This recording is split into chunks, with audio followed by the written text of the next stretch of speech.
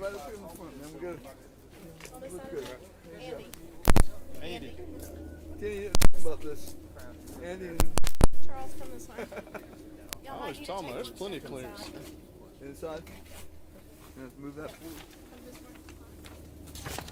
Let Charles come in.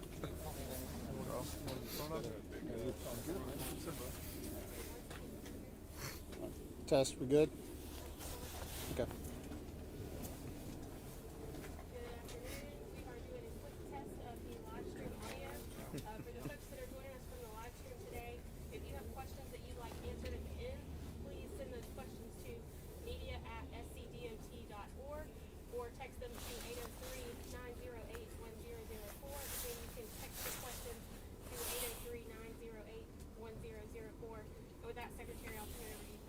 All right.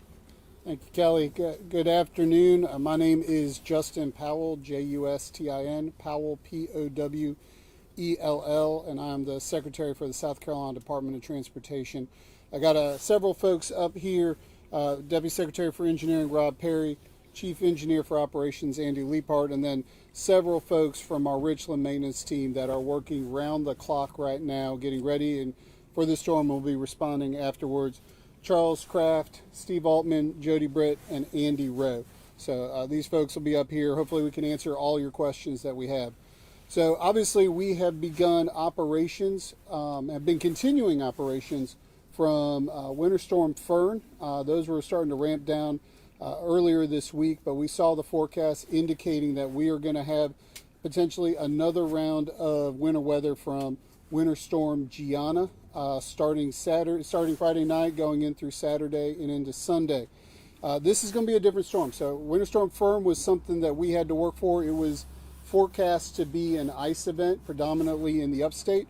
What we are seeing is the forecast that we are seeing coming out of the National Weather Service and other forecasters is that this could be a significant snow event, particularly here in the Midlands, around the Charlotte metropolitan area, in the PD, as well as into the upstate. So it has the potential to be a statewide snow event that we will be ready to respond and be active in helping getting South Carolina moving again.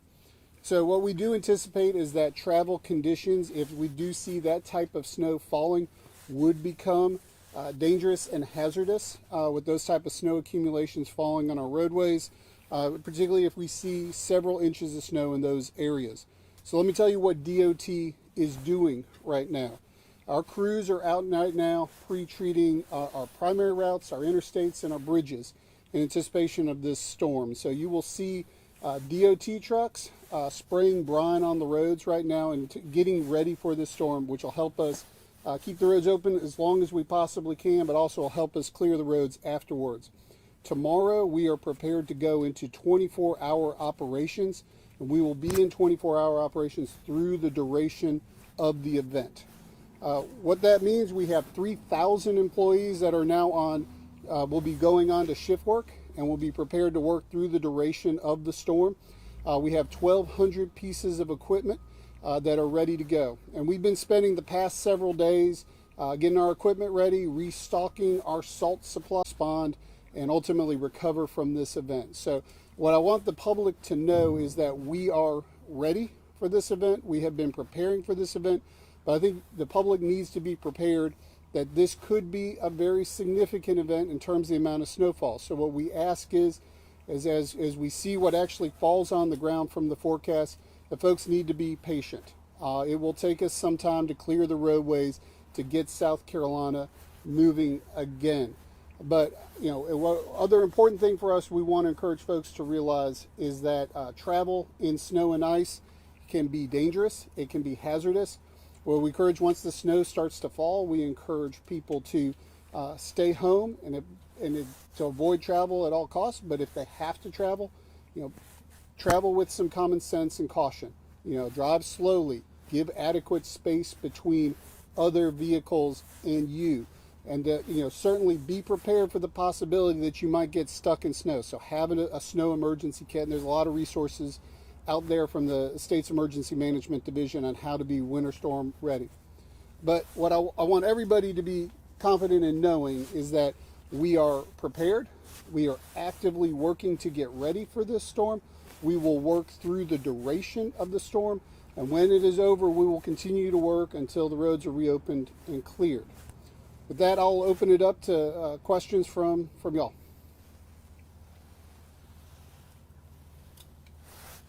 Hi, are there any specific roadways in Richland County that people should be mindful of that might take the longest when it comes to this weather? So let me just kind of talk about our order of not only how we pre-treat, but then when we actually start clearing the roadways, we'll be focused first on our interstates. So that'll be I-20, I-26, I-77. Those will be the first priority, and then we'll start moving into what we call our primary routes. So the US 1s, the US 378s, focusing on those first. The last of what we will treat will be those secondary roads, those neighborhood streets. So we focus on where the traffic is, but we focus on those highest priority routes first. Secretary, we have some viewers from the Low Country and the PD region tuned in as well. Do you mind giving them some examples of those primary routes? Sure, definitely in the Charleston area, the focus will be on I-26, I-526, the Ravenel Bridge, Highway 17. Those are going to be our priorities there. Similarly, in the Myrtle Beach metropolitan area, we're going to be focused on US 501, SC22, SC31, those kind of major east-west, north-south arteries in those communities.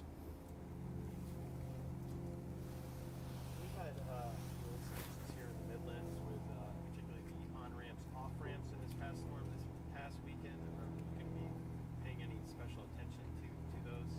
You know, we'll be focusing first on getting the interstates open and then working on those off-ramps. So we're going to be focused on mainline traffic first. So what we encourage the public to do is to be very cautious when they're getting on and off the roadways. Recognize there will be snow and ice on the roadways, to be cautious and to safe. It's going to take us time to get things reopened across the state.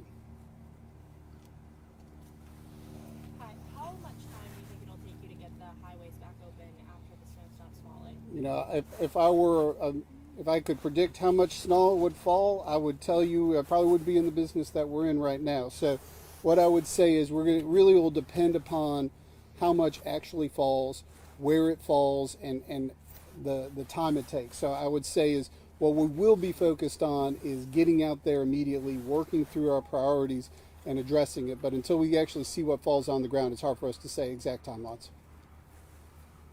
And for plows, how many plows do you guys have, and how many inches of snow do you guys need to actually have to be able to plow snow off the roads?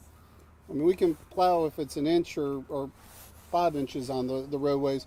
We have about 1,200 pieces of equipment, and that's in plows, that's in salter spreaders, in terms of brine trucks. So we will be basically deploying every piece of equipment that we can put out to use. We'll be putting it out on the roadways. You know, even that motor grader out there might be put into service as well for us. Do you have a threshold for canceling flights? You know, how much snow needs to fall before you start doing that? So we don't have aviation, so I would have to defer to the airports. When do you guys start spreading the brine on the roads? So that started this morning, so we're already out there. So what I would encourage people is You're going to see our brine trucks, particularly on our interstates and on major highways across the state. Encourage you all to give space to them so you don't get sprayed in the process, but also allow us to do our operations safely and protect the employees. We've got 3,000 employees that have been working round the clock for this one. Will be the third storm weekend that they've worked a storm, so they are working hard on behalf of the people of South Carolina. And sir, are there any tips that you could give to viewers as far as how to prepare their vehicles maybe while being on these roadways if they do have to, travel? I mean, obviously, check your fuel, check your tires, make sure that you have equipment for de-icing, a scraper, things like that. One thing I would encourage folks to do is we have our 511 SC app. You can find that on the Google as well as the Apple stores. That gives you real-time traffic information on what's going on across the state. It also has the traffic cameras, so you can rely upon that and have a lot of information at your hands. Secretary, from ABC 15, can you speak a little bit to how SCDOT makes the decision to close roads in a winter storm event? It's going to be based on what's actually on the ground at that point in time. What we are going to be focused on is trying to maintain those major routes as long as we possibly can. And now, what are you guys doing to keep yourself safe while you guys are out there doing that work? We do a safety talk every time we get our folks out there. We're making sure that they have the right equipment, making sure that folks have been trained. This is not the first rodeo for these operators in terms of being out in winter weather. These folks are professionals and been able to go through this before. And so, but what I would encourage though is the public to make sure if you see a plow out on the road, if you see a brine truck out on the road, give us space. Let us have the room to do the work that we need to do to get the traveling public safe and secure for themselves.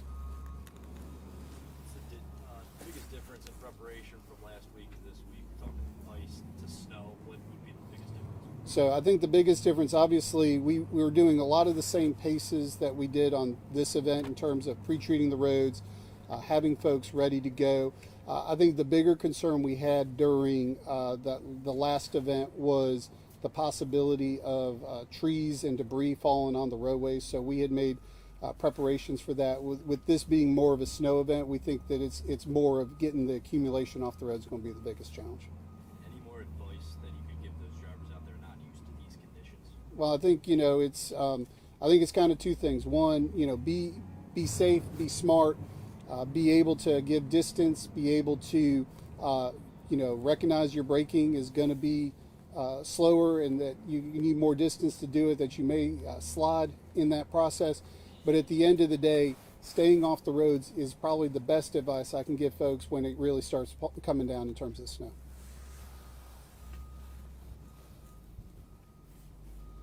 Once a road has been treated, approximately how long is it considered, working the brine? I mean, this is a slow-moving storm. Are roads going to have to be retreated? Or? I would anticipate that we're going to be making multiple passes in terms of applying multiple layers of brine through things. Again, it's going to depend on what actually falls, but what we will do is we'll keep at it, again, working our priority of interstates, primary routes, and then getting into the secondary system from there. One last question from the live stream is how we work together at SCDOT with the local governments during this storm? Sure. So, no, we take a lot of pride in South Carolina, being Team South Carolina, so we work closely with our partners at the Highway Patrol, National Guard. All of us are going to have Emergency Management Division, all have a role and a part to play in it. We have relationships and agreements with local governments, so oftentimes they will step up and assist us and vice versa in terms of sharing brine and supplies, but also plowing roads together. What would be the biggest operational challenge here in South Carolina to prepare for these weather events? I mean, I think it's, we're in South Carolina. Folks come here for the weather, not necessarily for snow and ice. But so, it's not something we deal with normally. We do have the infrastructure to deal with it, but we're not Buffalo, New York in terms of what we have to deal. So we'll be ready to deal with it. Our folks are experienced and prepared, but know that it's going to take a snowfall potentially in the multiple inches, 6-7 inches is going to take us a little bit of time to work through.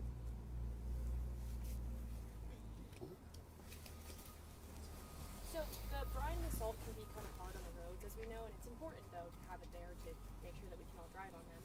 But multiple storms back to back, are you worried about the condition or the impact that this will have on the roads?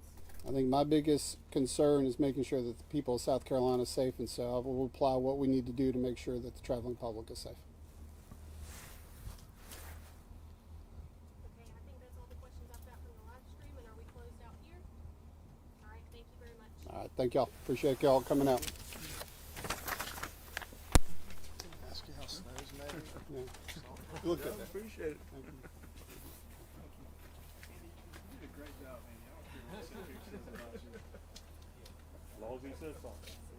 Yeah, that's great.